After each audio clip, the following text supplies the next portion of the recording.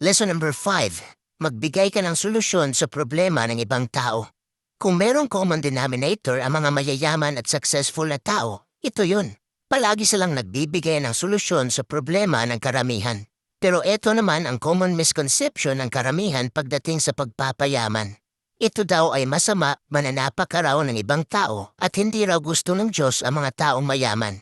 Pero ito ang hindi nila alam. Ang tunay na dahilan kung bakit kailangan mong yumaman ay para makatulong ka sa maraming tao. Oo, merong mga peking mayaman dyan. Pero ito ang alam ko sa lahat ng mga tunay na mayaman.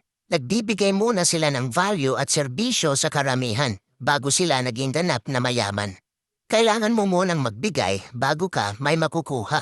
Karamihan kasi sa mga tao ay gusto lang yung result. Yung malaking bahay, magandang sasakyan, profitable na negosyo, pero ayaw nila yung proseso. Gusto lang nila ang ideya ng success, pero in reality, ayaw talaga nilang magsakripisyo.